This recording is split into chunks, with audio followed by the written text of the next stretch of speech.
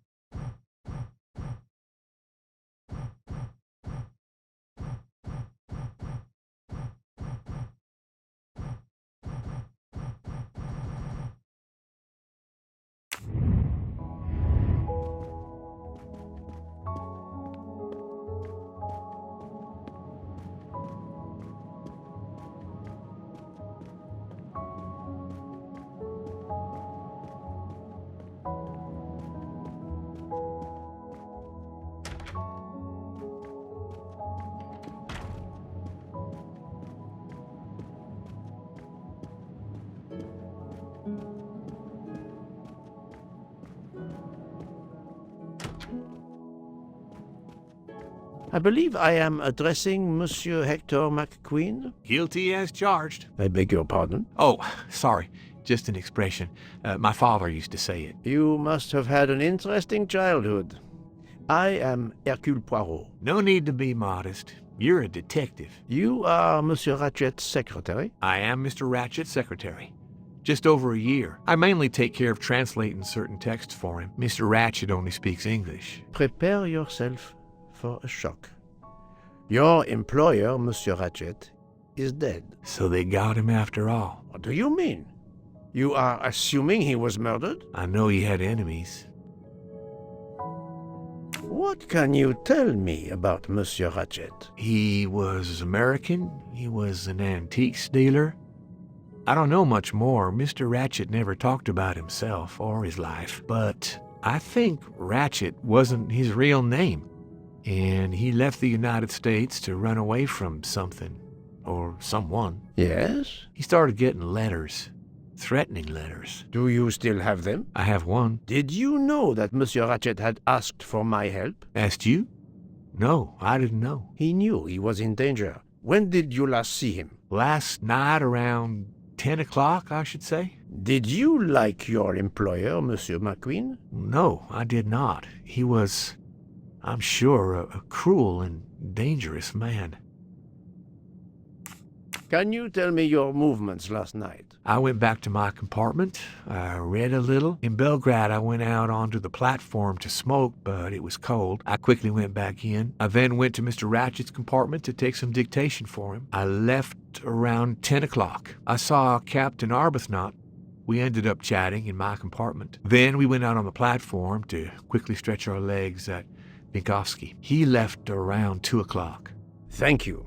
I will need to check Monsieur McQueen's story with Captain Arbuthnot. I found a diary in Monsieur Ratchet's safe. Did you know about it? I kept a business appointment book, but I know he had a personal diary as well. That looks like it. Are you a smoker? Yes, I smoke cigarettes. I've tried to quit, but no luck.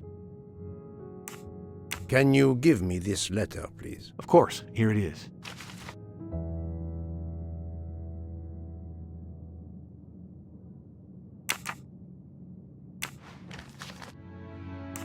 Was Monsieur Ratchet a smoker? No, he hated the smell of smoke.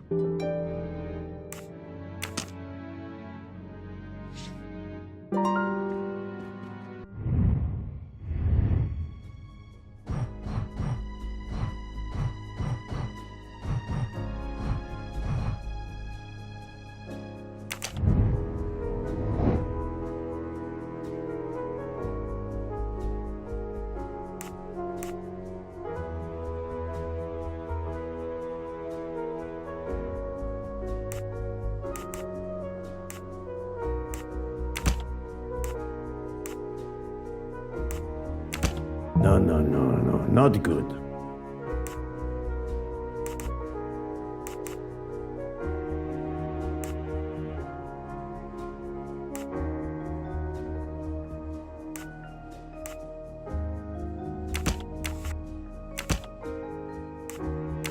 I do not think that's the right answer.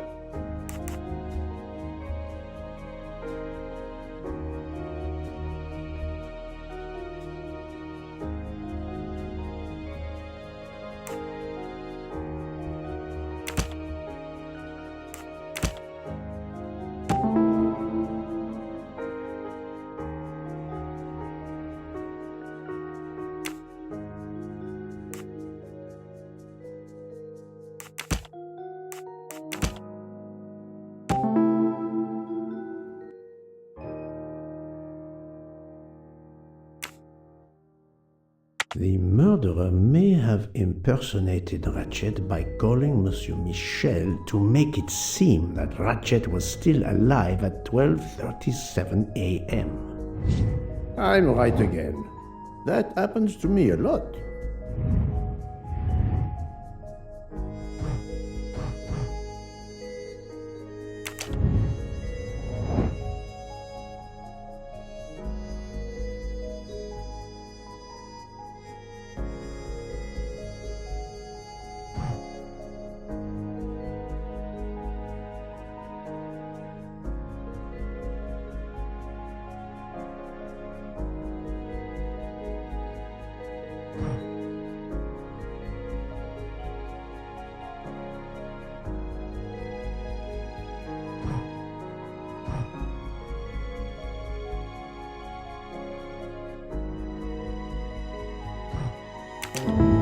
Et voilà.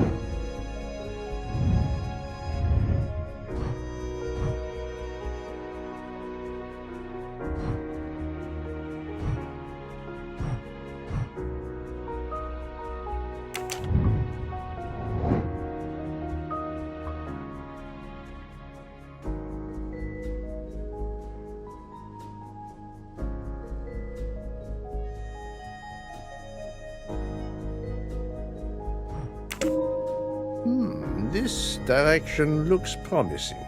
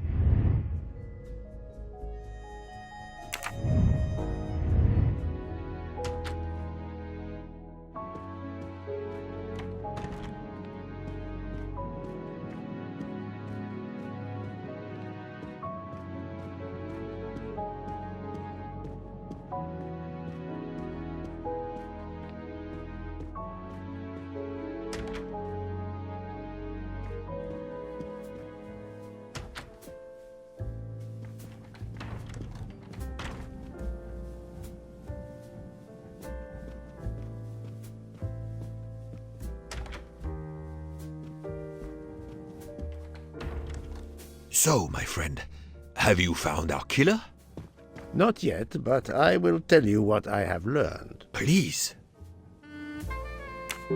Our assassin could have gotten on the train at Vinkovsky disguised as a conductor, entered Ratchet's room, and killed him. Then he walked out through Madame Hubbard's connecting door, where he lost a button from his jacket. He had to wait for Monsieur Michel to be absent. He waited too long. The train had left the station. He was trapped aboard. Indeed. He had opened the window to make it look that he'd escaped that way. However, if he waited until the train stopped again due to snow, his footprints would have been found. The murderer is still among us, on the train. There's a problem with the second-class toilets. What now? All morning passengers have been complaining that the door is locked, so I went to check. I knocked, but no one answered. I didn't think I should open it without speaking to you first. You did well, Monsieur Michel. Lead the way. I use my master key.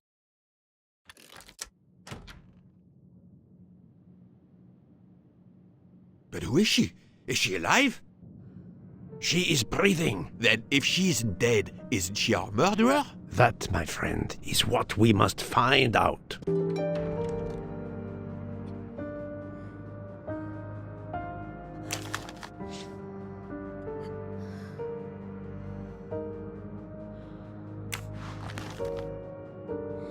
Miss, can you hear me?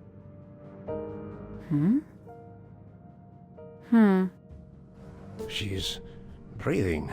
Her pulse is strong. There is no sign of physical violence. This woman is sleeping very soundly.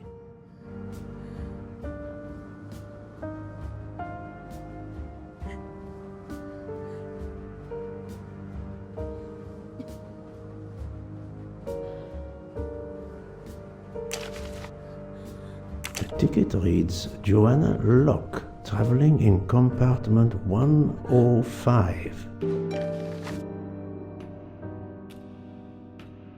This woman is sound asleep. Given her location, I would say she has been drugged and deposited here. Well, at least it's not another murder on my train.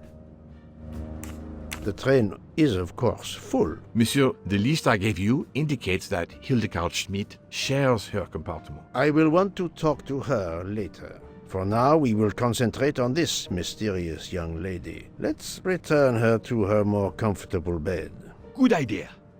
Pierre, locate this woman's room and fetch the doctor. Yes, sir. I will question her when she wakes up. Please, let me know what you learn. Mademoiselle Locke's compartment is 105. I suggest we return her to her more comfortable bed. Yes, hopefully she will awaken soon.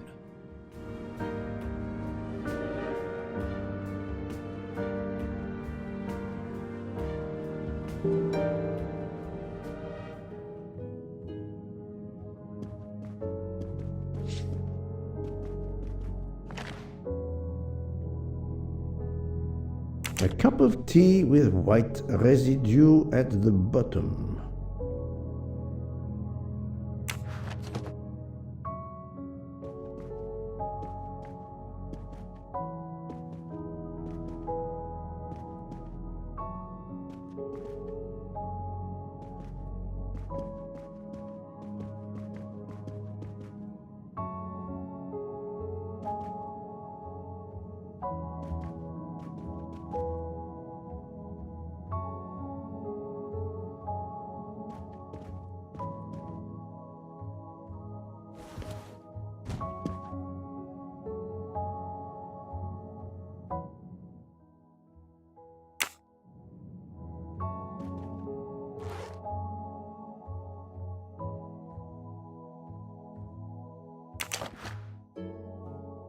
A briefcase and a wagon lit conductor's jacket, and a button is missing.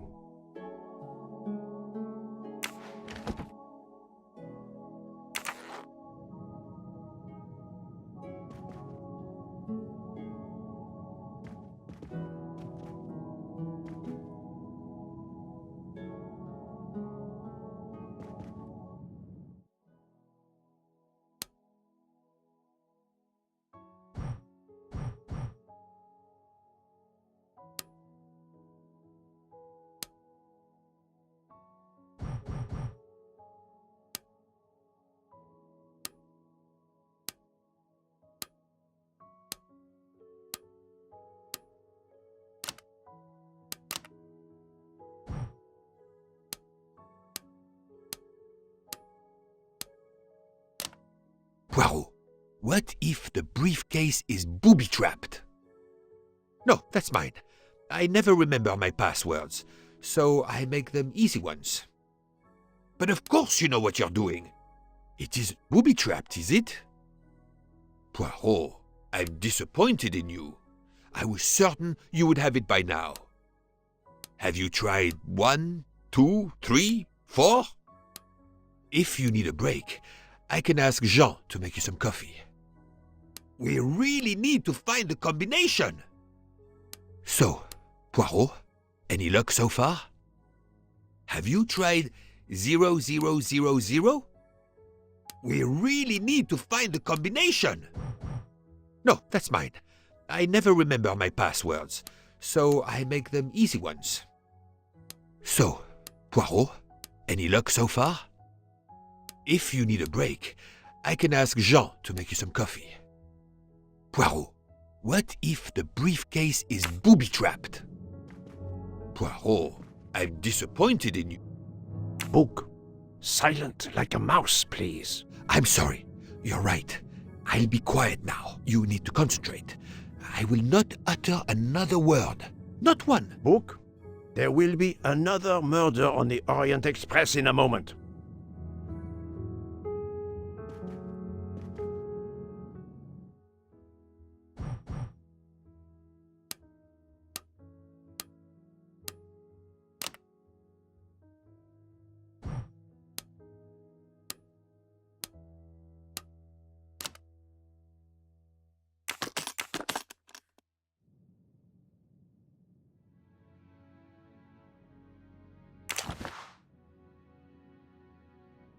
She has a gun. Come, Poirot.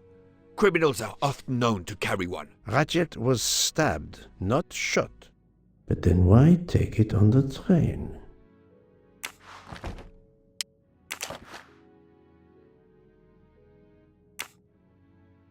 This badge says that Joanna Locke is an American detective with the Berkshire Police Department in Massachusetts. An American police officer?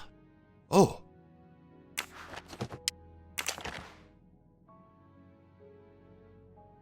Mademoiselle Locke seems very interested in our victim. Of course.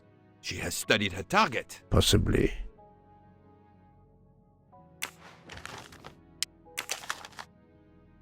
The stuffed animal is the same as in the photo found at the crime scene. What a coincidence. Mademoiselle Locke appears to have been investigating Monsieur Ratchet.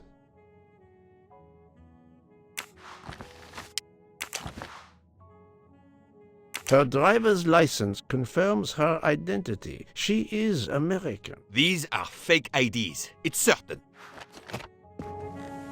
Look, she's waking up.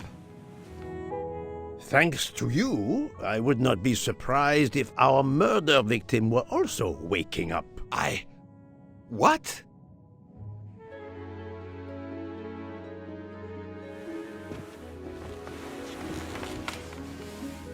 Oh, my head. What's all the yelling about? Who are you? Give me a good reason why you should not be in handcuffs. I can give you a reason, Book. Whose handcuffs will we use? I have none. Do you? Well, You are Joanna Locke, mademoiselle? Yes, Joanna Locke. I'm a detective. Berkshire, Massachusetts Police. I have found your credentials, mademoiselle. And I know who you are, Mr. Poirot. Then, if the introductions are complete, perhaps the explanations may begin. I'll try. It's simple, really. I'm on the trail of a murderer.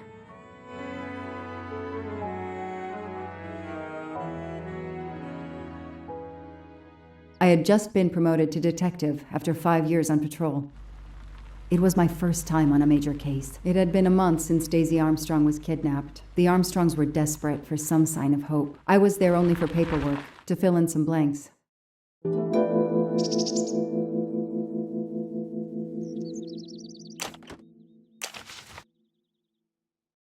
A topographical map, often more important than a road map in these mountains.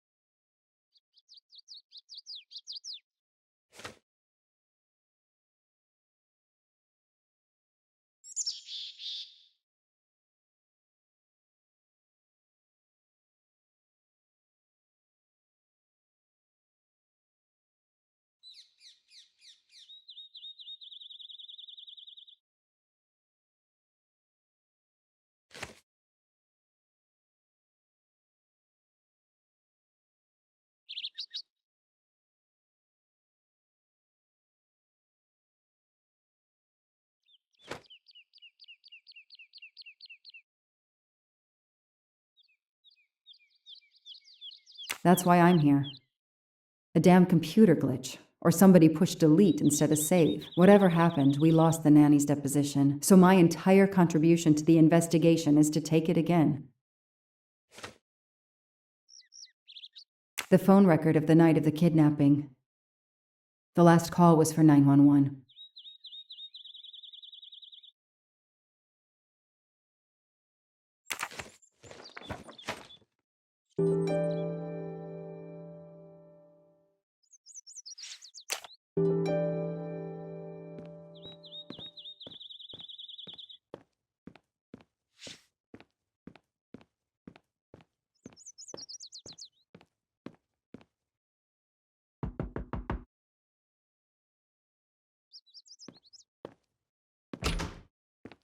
Good evening. Colonel Armstrong? Yes. You're the detective they phoned about. Joanna Locke. I don't remember you. I'm newly assigned to the case. It's about time more detectives were involved. My wife, Sonia, she hasn't been herself. Every day is a waking nightmare for us. Tell me you've uncovered something new. I'm here to speak to your daughter's nanny. There was a computer problem. Her earlier statement has been lost. Oh, I see. We had hoped. Well, do as you wish. I won't be far if you need me.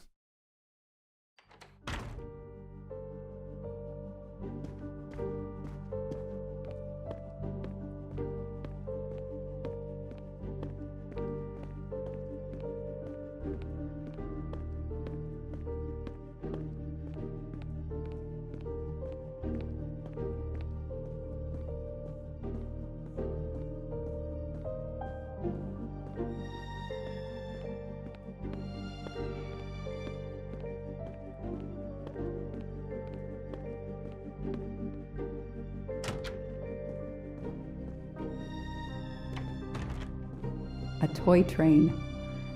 Now here I am on a real one. Lyon, in France. What a lovely looking city. Hello, are you Suzanne Moreau, Daisy's nanny? Yes? I'm Joanna Locke, a detective working on Daisy's case. Is there any news? I'm afraid not. How can I help you? I'm really sorry. I'm afraid I have to take your statement again concerning the evening of Daisy's disappearance. There was a computer problem. Your statement was accidentally deleted. Of course. I want to help any way I can. Tell me about that night in your own words. The Armstrongs had a party to raise money for a museum, I think. Mrs. Armstrong is on their board. I was in charge of Daisy. I stayed with the little one all evening, playing with her and reading books to her. She couldn't sleep with all the noise and the comings and goings. When did you notice Daisy was missing? I was only gone 5 minutes to phone my mother. She's in the hospital. When I returned, Daisy wasn't in her bed. I thought she might have gone to look at the party, but then I saw the ransom note on her pillow. I screamed and screamed. I couldn't stop. Did you notice anything unusual before that? I was with Daisy all evening. Finally, she fell asleep. I didn't see anyone else or notice anything in particular. Do you have any idea who did this? No! I can't see who could have done such a horrible thing. The Armstrongs are such good people. Like my own family. Thank you for giving me your statement again. I'll get back to you if I have any questions. I won't be far. Okay, I have Suzanne's statement, but her answers need some checking.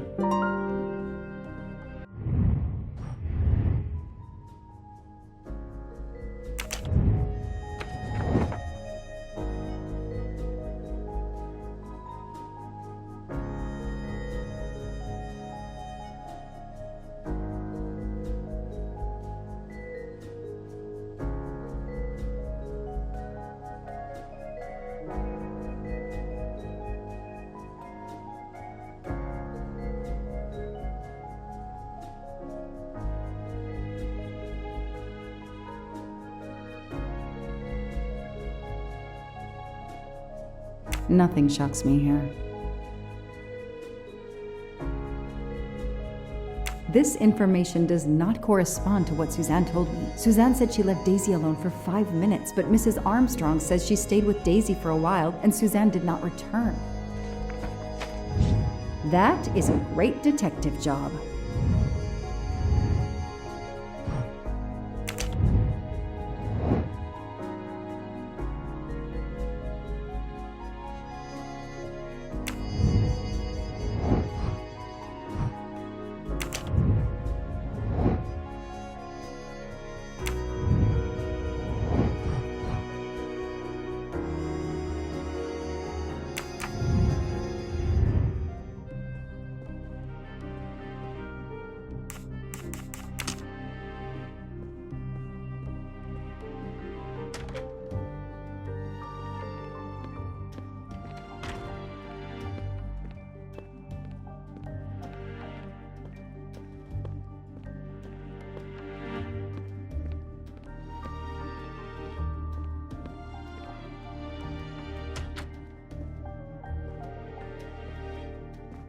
A toy castle.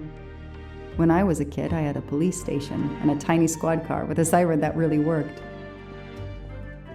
The world through the eyes of a child seems so sweet. Mrs. Armstrong, my name is Joanna Locke. I'm a detective investigating the kidnapping of your daughter. May I talk to you? When is your baby due? Mrs. Armstrong? Sonia? I don't want to talk. I just want to see my daughter again. That's all that matters. The poor woman. I can't imagine how she feels.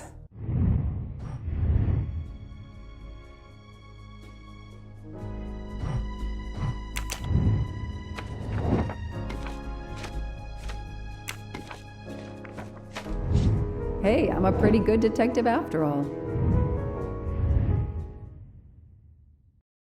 Mrs. Armstrong? Let me show you this. Daisy, my little Daisy. I miss her so much. How good it is to see her face. I can't imagine the pain you're feeling right now. She loved her little stuffed animal, Fluffy. She took him everywhere with her. The kidnappers took it as well. They didn't have to. That means they wouldn't hurt her, doesn't it? Every lead will be followed up. You have my word on that. Thank you. I shouldn't lose hope. Somehow. I know it isn't my case, but I just made a promise, and I mean to keep it. Do you know where I can find Miss Moreau? She's in her room. Last door on the left. Tell me about the night Daisy was taken, especially anything about your daughter and Suzanne Moreau. Apart from seeing to our guests, I took a moment to check on Suzanne and Daisy in Daisy's room. Suzanne wasn't there, but Daisy was asleep. I sat with her for 10 minutes or so. Suzanne didn't return while I was there, but there's no reason for her to sit there all night when Daisy is asleep. I went back downstairs. May I come back if I have more questions? Of course. Anything I can do. Okay, the stories Sonia and Suzanne tell don't match. I should recheck my file and track Suzanne's movements.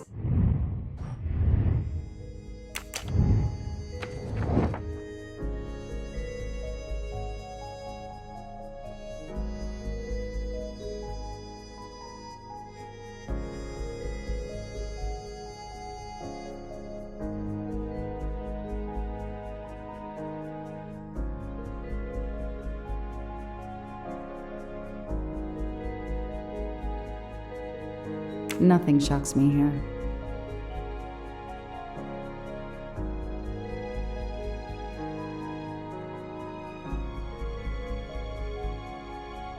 Everything looks okay here.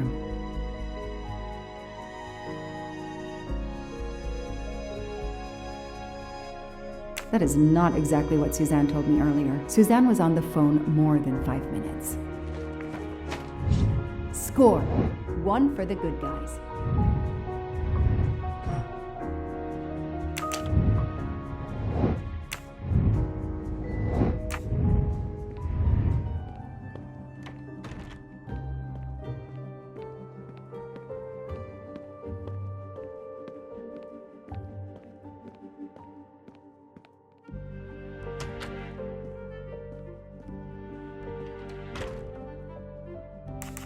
If I understand you correctly, you left Daisy when she was not asleep? The party was very loud. Daisy was too wound up to sleep. I read her a Motley Mule detective story to try and put her to sleep. Daisy finally fell asleep. Right before Motley Mule solved his case in the book I was reading her. I had to make a quick phone call. No more than 5 minutes. But when I came back, Daisy was gone.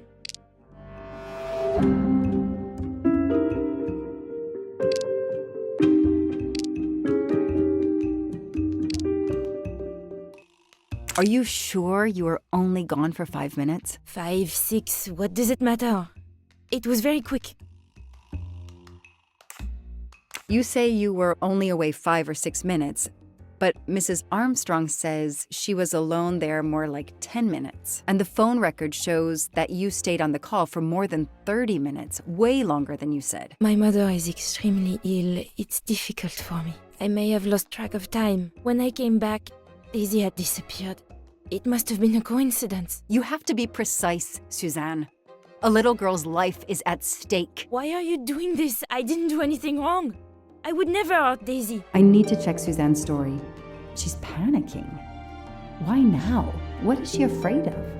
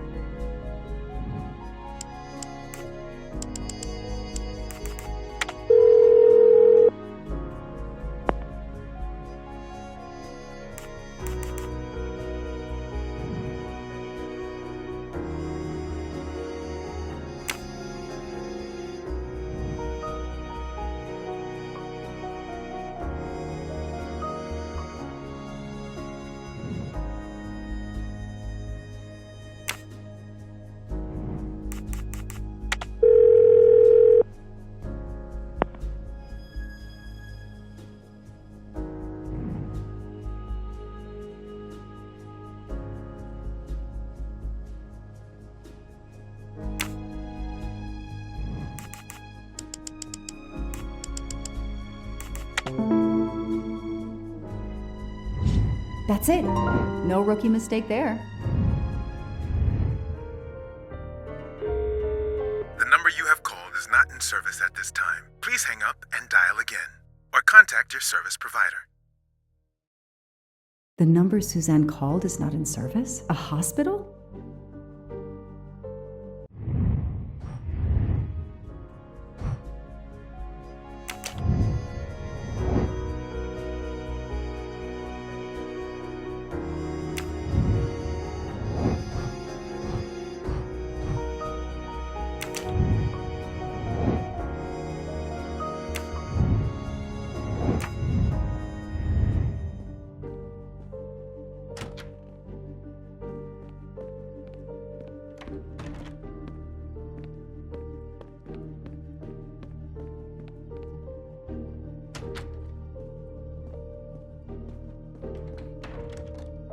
I spoke with Suzanne.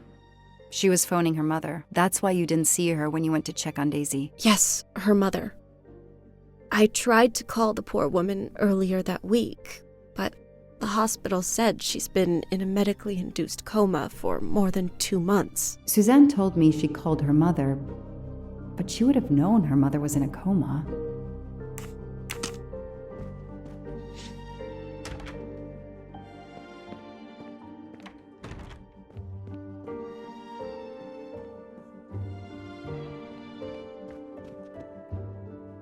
How are you doing? Are you holding up? You know, in the military, you're supposed to have the stiffest of upper lips. The Desert War taught me that soon enough. But this, it's difficult. Damned difficult. Harder on my good lady, of course. Do you know where I can find Miss Moreau? Her room is upstairs across the hall from Daisy's. She seldom leaves it. Did you see Miss Moreau during the party? I remember seeing her at some point, but otherwise, no. I was too busy with my guests. Wear the smile, shake the proffered hand. Ms. Moreau told me she called her mother. Well, why not? I believe they are very close, and the poor woman is not well. She needs some experimental treatment that isn't available yet in France. I won't be long. Take whatever time you need.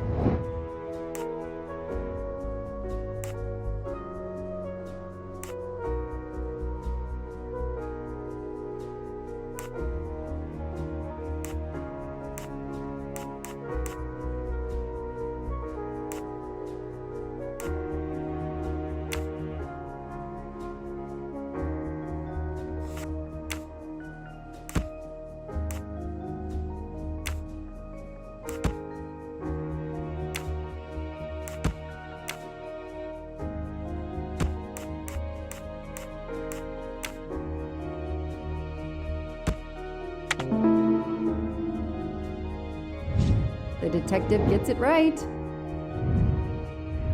The kidnapper places a ladder under the window to Daisy's room. Then he joins the party, just one guest in the crowd. He somehow knows when Suzanne leaves the room, then sneaks upstairs. He opens Daisy's window, carries her down the ladder, and vanishes.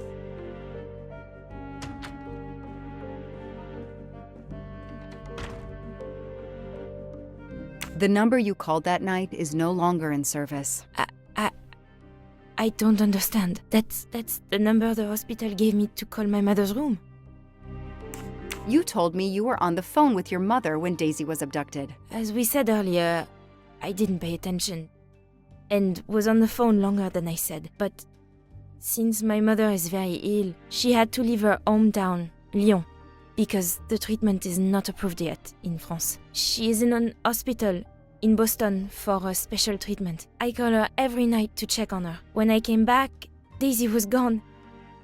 I'll never forgive myself.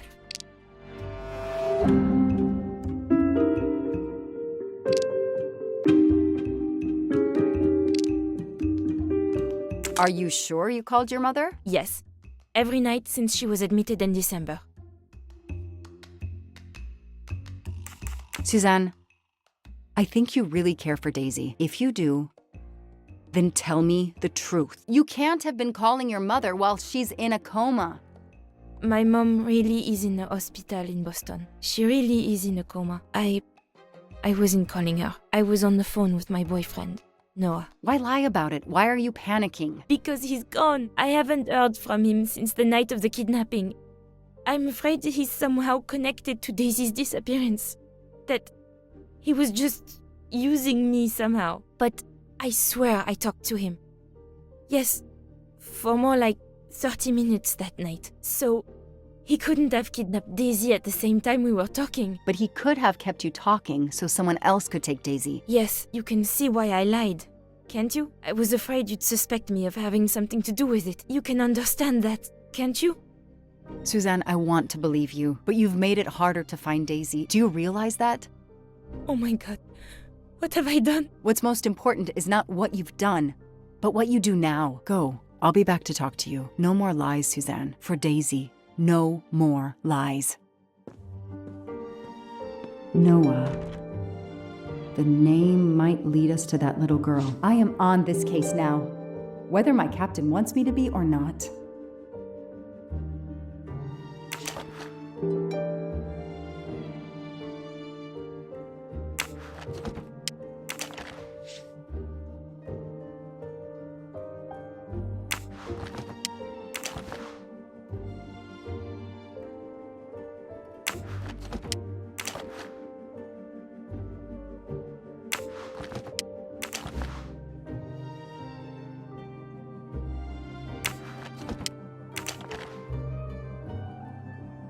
A locked diary?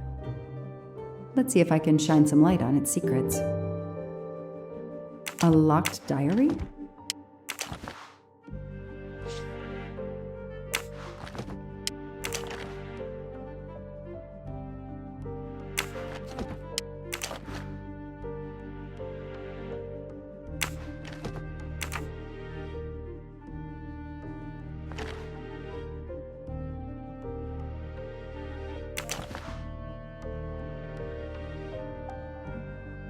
A card from the florist. It's signed N.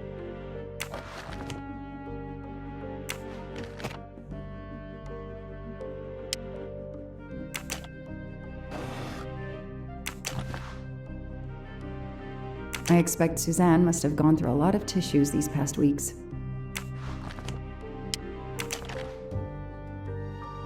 An Eiffel Tower keychain, but no key. Small jewelry box. By the size, I'm guessing earrings. Why put a key in a jewelry box?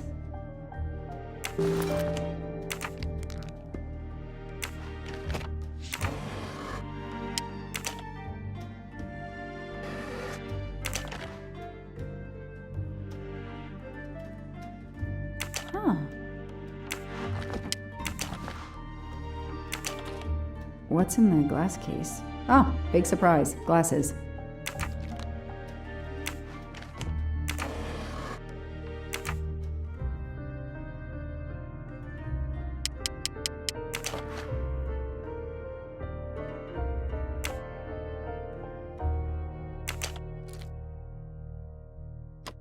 That doesn't work.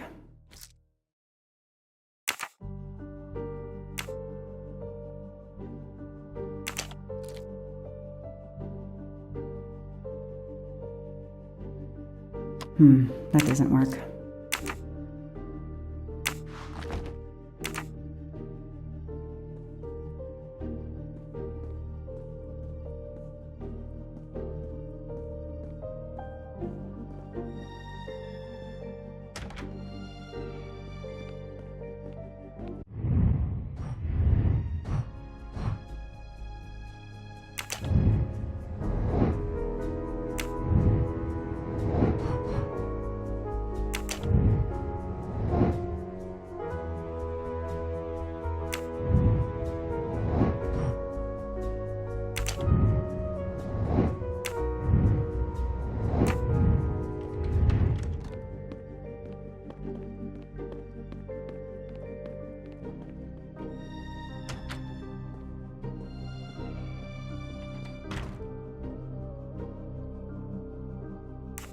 Can you tell me anything about Suzanne's boyfriend? I know she dated our chauffeur for a while. There was someone else she'd met recently, but I don't recall his name.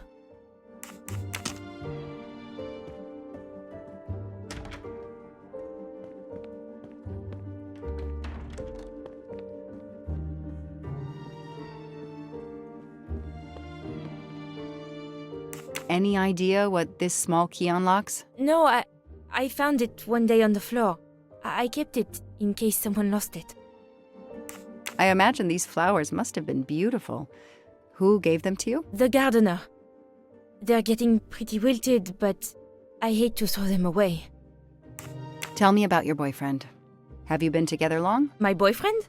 Why? He doesn't have anything to do with this. Please, Suzanne, the sooner you answer my question, the sooner we'll be done. His name is Noah Garrity. I met him at a Lunar New Year party in Great Barrington. He is a kind and caring person, although, well, I miss him. He had to go away on business. He should be back.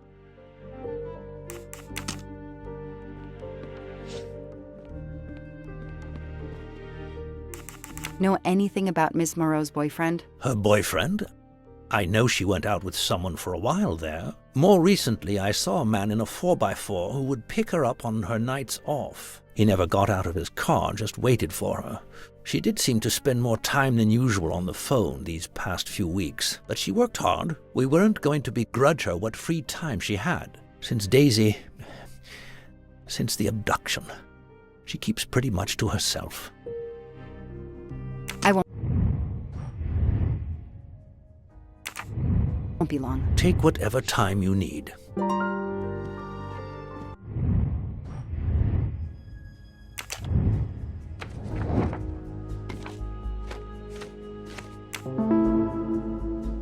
These tire tracks could well be from Suzanne's boyfriend's 4x4. Hey, I'm a pretty good detective after all.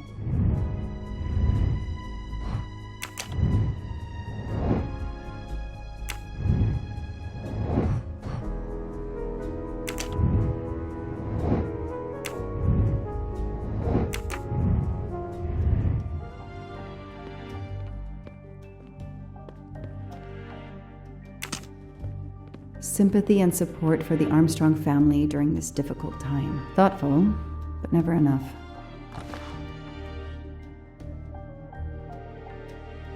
What a dear child.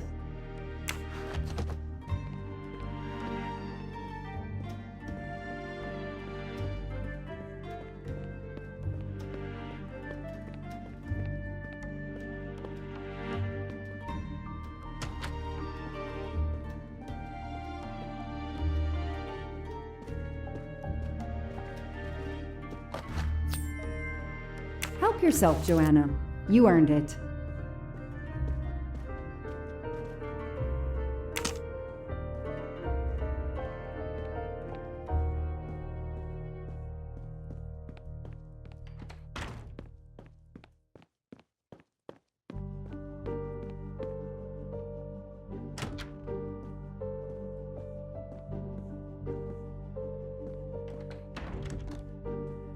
A toy train. Now here I am on a real one.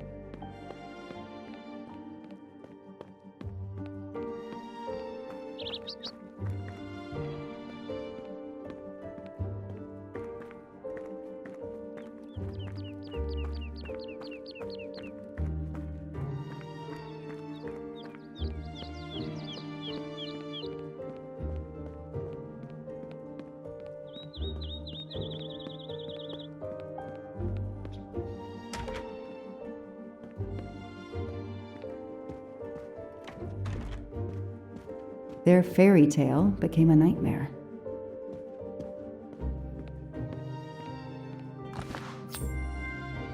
I've earned a gold mustache.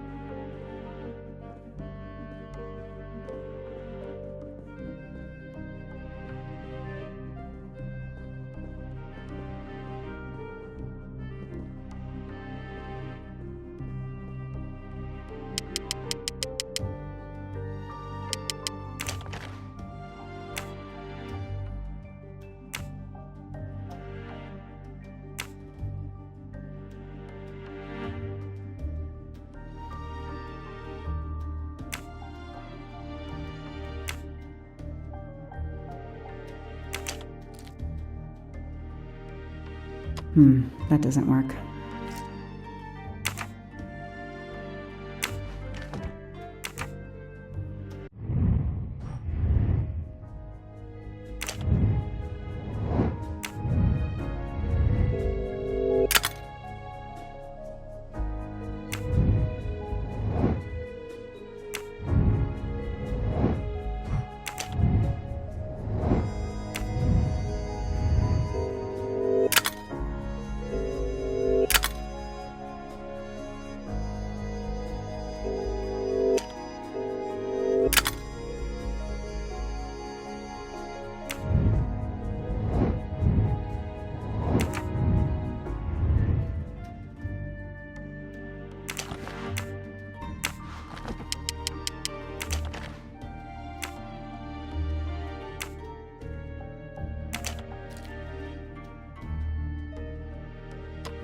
That doesn't work.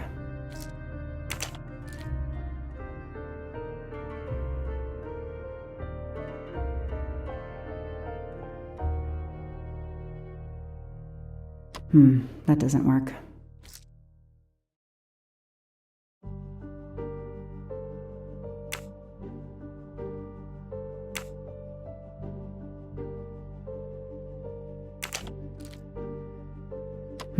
That doesn't work.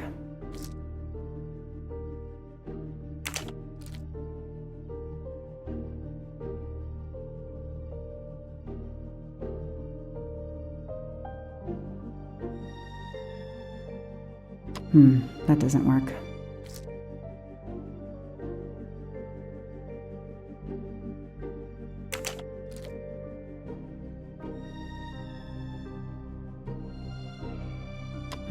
That doesn't work.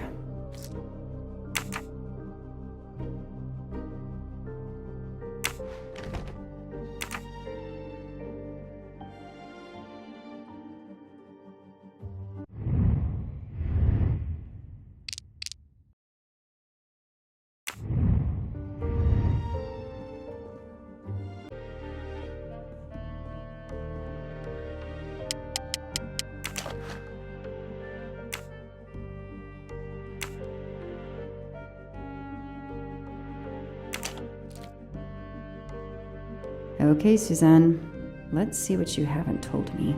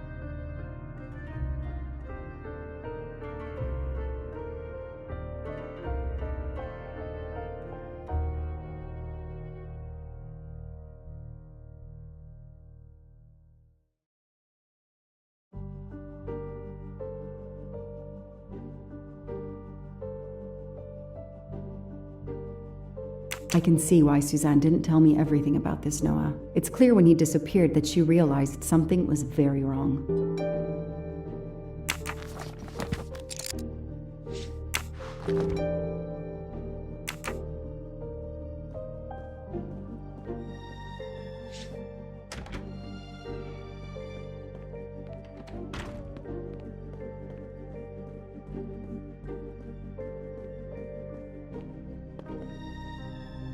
Tread marks of a four-wheel drive vehicle were found outside the garden on the night of the kidnapping. Noah drives one, doesn't he? Where is he, Suzanne? If you know anything more about him, you have to tell me. I know what you're thinking, but it's impossible. He was very nice to me. He never did anything to make me suspicious. We went out to eat, to the movies. Just like a normal couple. He's not the only man in the Berkshires who drives that kind of car.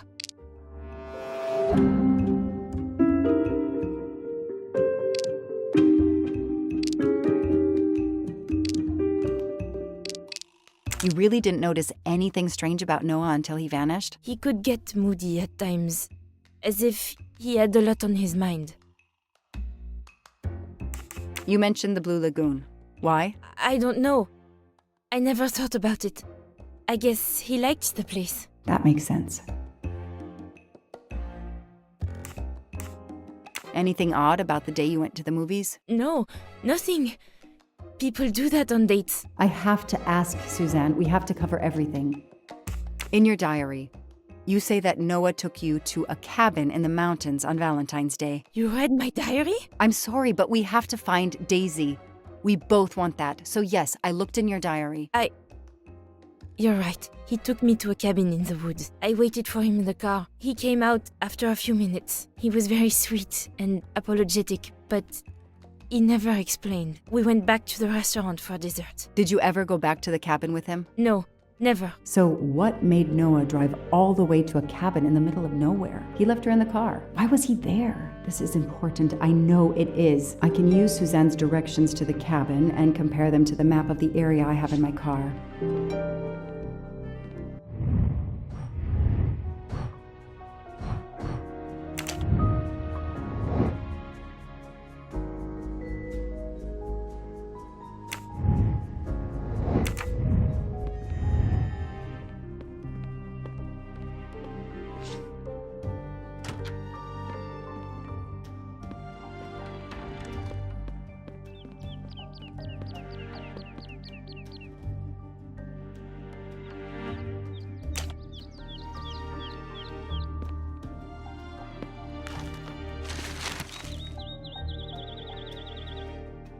Thanks to the information Suzanne gave me, I should be able to find the cabin on this map.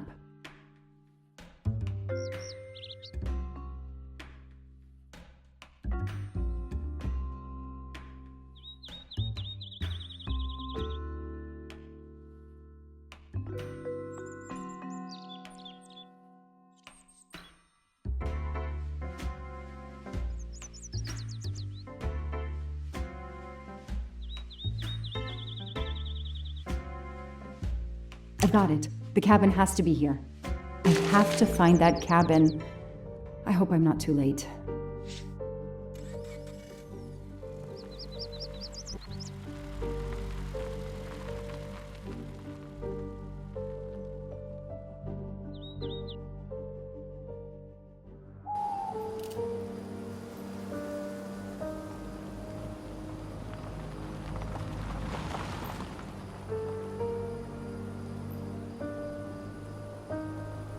Okay, here is this famous cabin.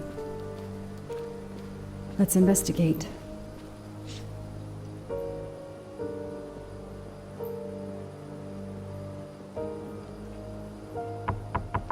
Hello? Is anyone there? Nobody. I can't just waltz in without a warrant. Hello? Is anyone there? Nobody. I can't just waltz in without a warrant. Noah brought Suzanne to this dump on Valentine's Day? What a romantic.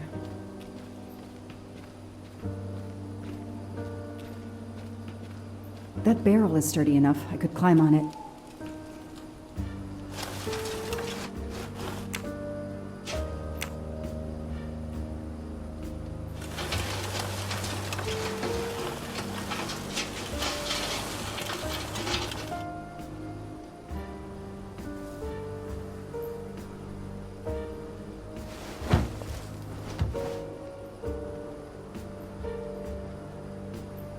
Empty wine bottles.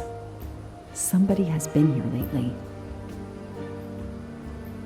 Ugh, an old hunting trophy starting to molt.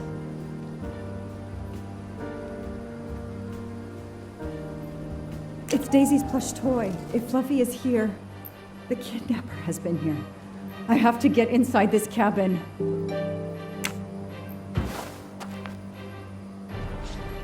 The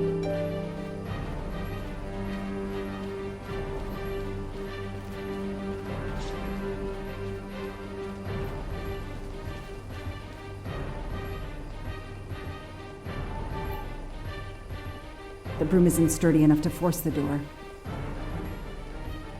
I'm not getting through this door by wishing it open.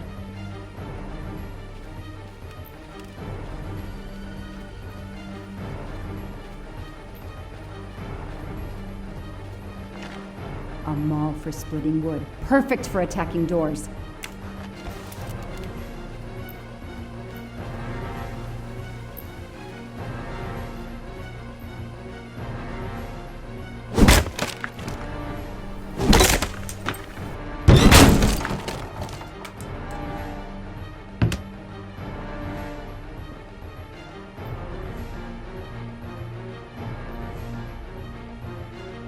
Look at that. A broken door to investigate. No need for a warrant. Some people seem to have played here before.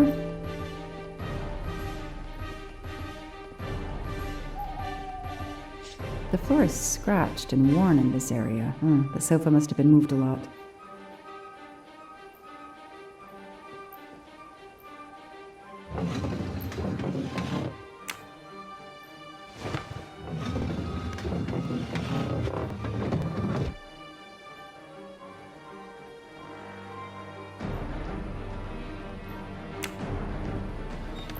Damn, it's booby-trapped. If I move, it could go off, and that countdown tells me it wants to go off anyway.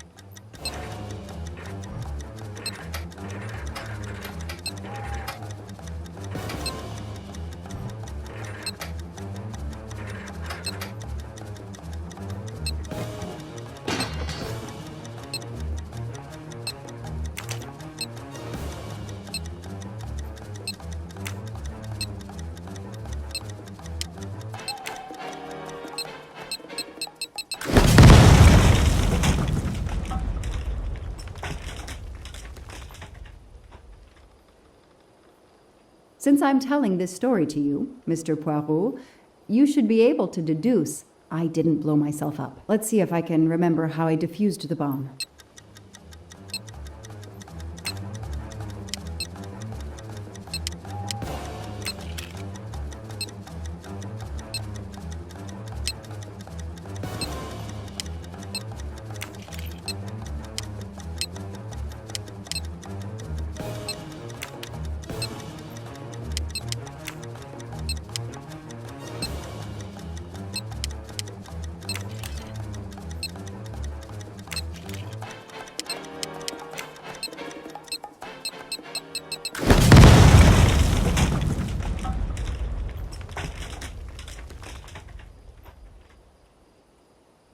Since I'm telling this story to you, Mr. Poirot, you should be able to deduce I didn't blow myself up. Let's see if I can remember how I defused the bomb.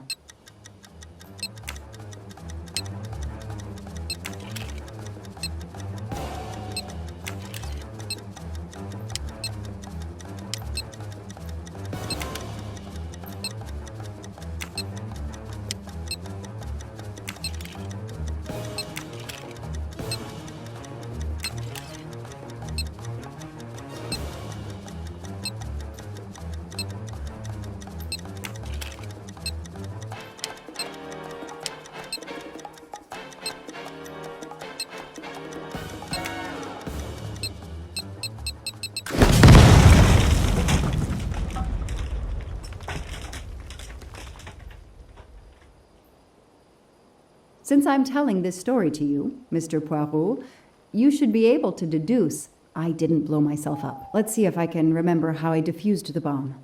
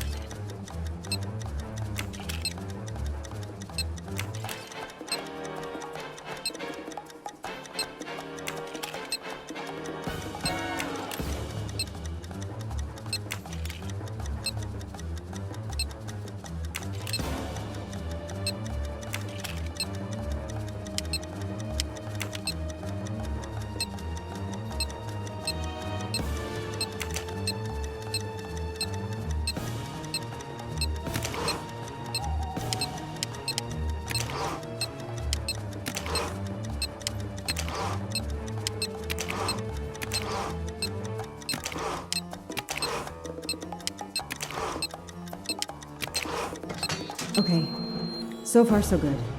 Wow, I wonder if that's how close it was. This would have ended my investigation right here. These rods are heading towards the canisters. It must be the trigger for the explosion. I smell a strong, sweet smell. Damn. I think these are filled to the brim with diethyl ether. Incredibly flammable. It looks like the kidnappers wanted to utterly destroy this place and whoever opened this hatch. A wooden crate? I have to open it.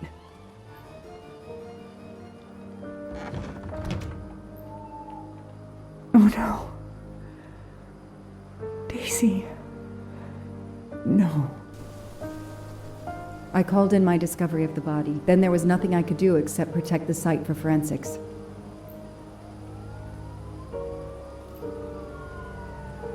The forensics team arrived an hour later, cordoned off the cabin with crime scene tape, and went to work, looking for physical evidence, fingerprints, testing for fluids, DNA, any clues science can uncover.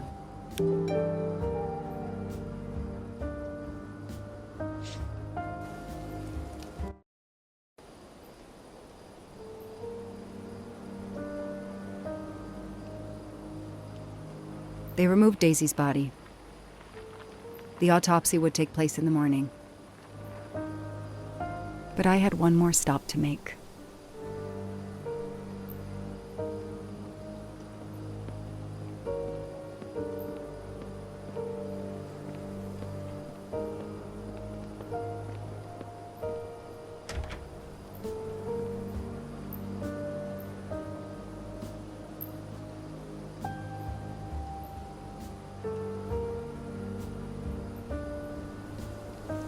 Oh no!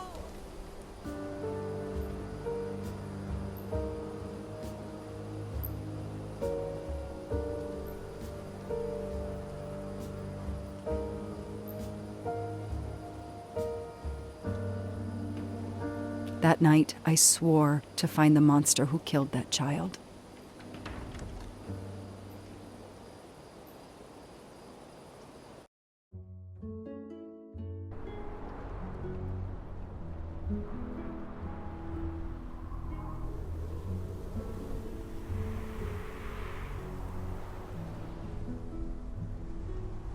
Ratchet on train saw me? How? Daisy.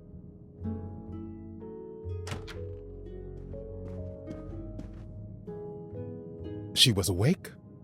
And then she collapsed again. I take the responsibility. She was weaker than I realized. Oh. Lie still while I examine you. Pupils dilated? I'm all right.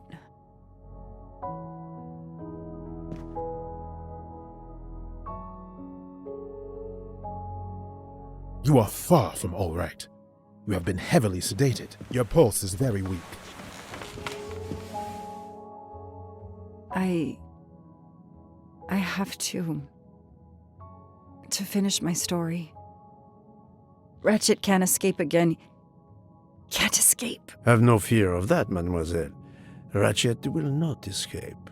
We must hear her story. This woman needs rest. I will let you know when she is recovered enough to continue. But I warn you, it will be some time. I understand, Doctor. Thank you.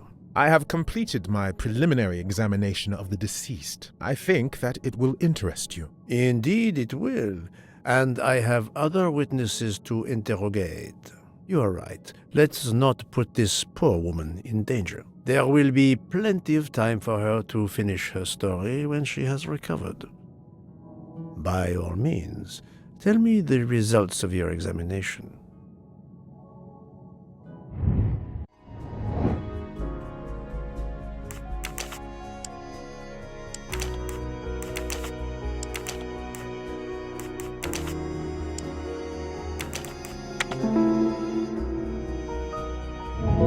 I'm right again. That happens to me a lot. Can you estimate the time of death? Rigor mortis was advanced, but not complete. I estimate the death occurred between midnight and 2 in the morning. That tallies with the witness statements I've collected so far.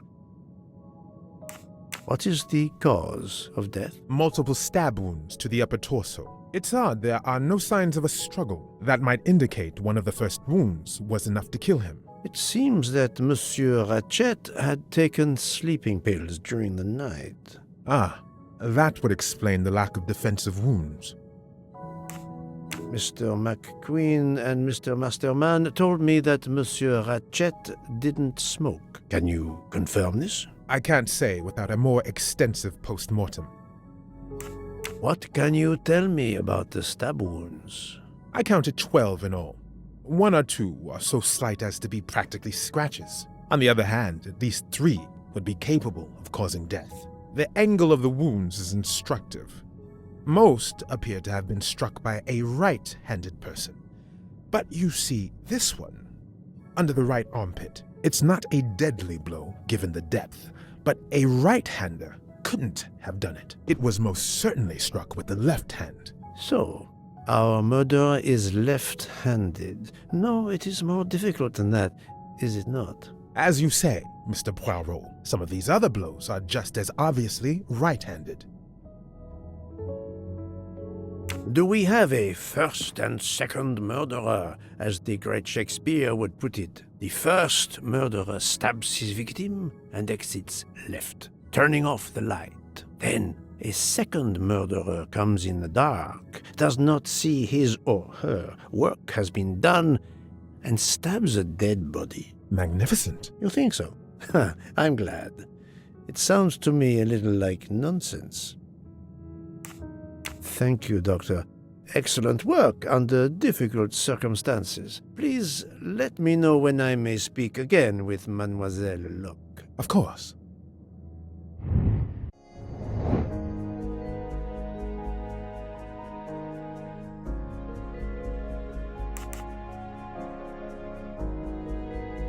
Even a smoker might innocently...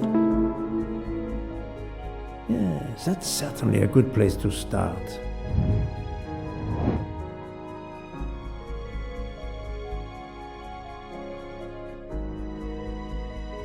I don't remember any Book doesn't smoke. Even if he did,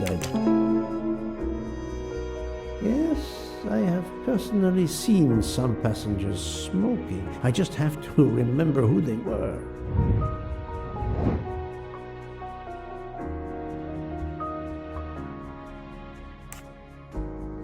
No, I have no official oath. No, this is a tenuous clue at best.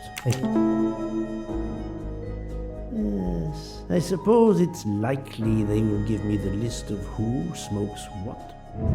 My little gray cells did not let me down.